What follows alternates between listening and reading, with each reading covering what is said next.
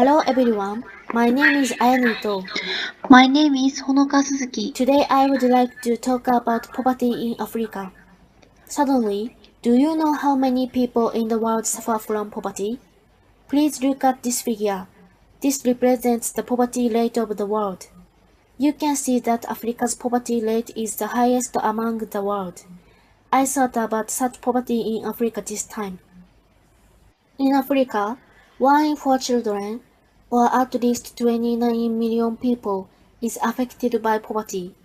They have not been able to meet even the minimum necessary level in more than two of the most basic elements necessary for daily life: basic education, proper housing, nutritious meals, high-quality healthcare, safe water, hygiene, and access to information.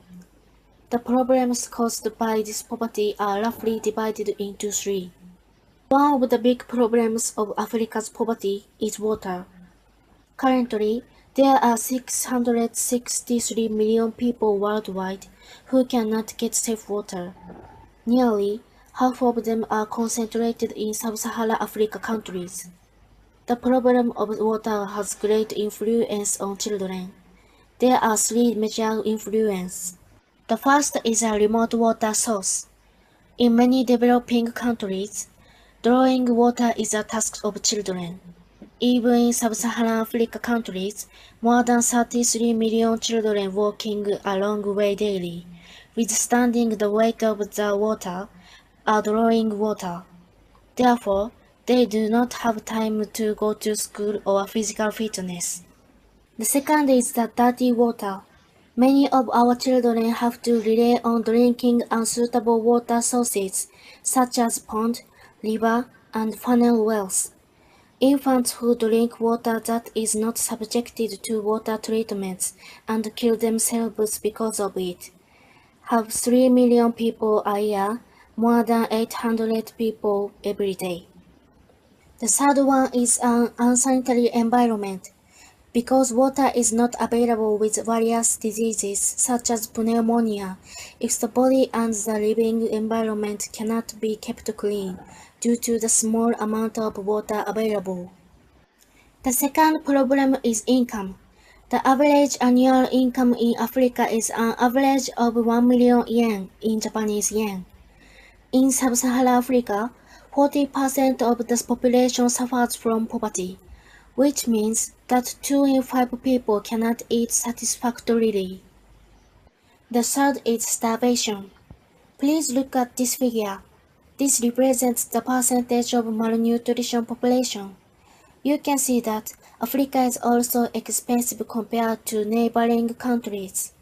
In addition, you can see that the proportion is particularly high in sub-Saharan Africa.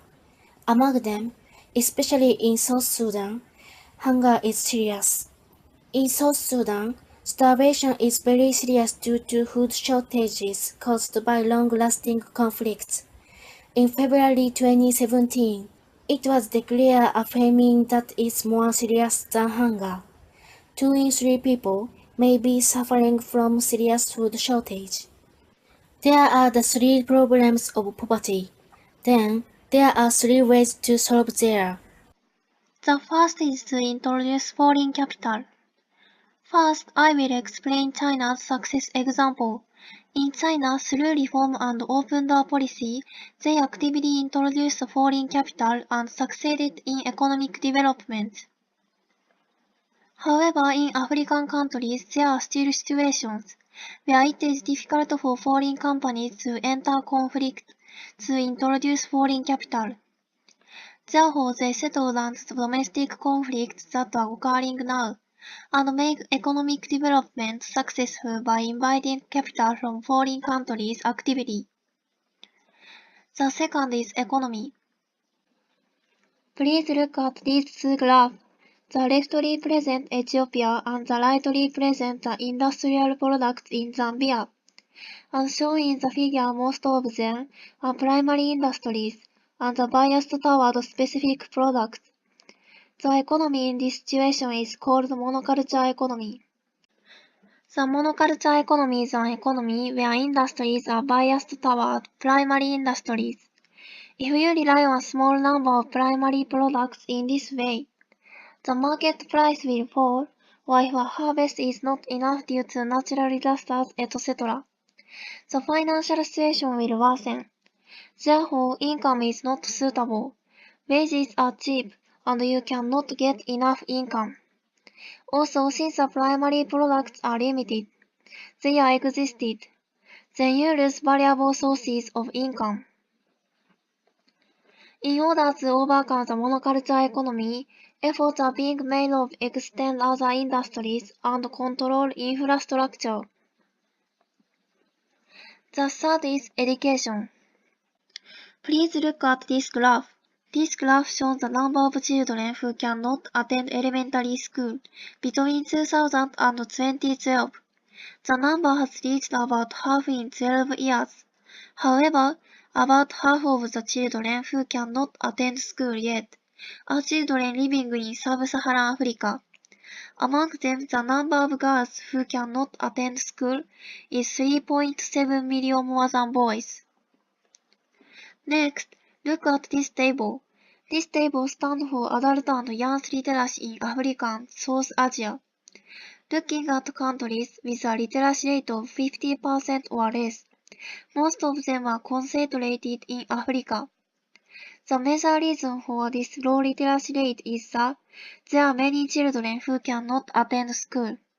By being able to read and write letters, it is statistically proven that it is effective for poverty alleviation. Here, for example, first, as mothers can read and write, the infant mortality rate is lower than 5 years old. Second, as the female literacy rate increased, girls' enrollment rate also increased. Thirdly, as the adult literacy rate increased, the proportion of students enrolled until the 5th grade of elementary school also increased. Finally, countries with high literacy rate have a long life expectancy, high per capita income, and agriculture productivity. We have talked about poverty problems and solutions. Poverty is a problem that various factors overlap, and it is difficult to solve easily. Various support is being done, but still suffering from poverty, there are many people who die in Africa. In order to reach necessary place where necessary support is needed, and to save as many people as possible, I think it needed that people all over the world have to work on together.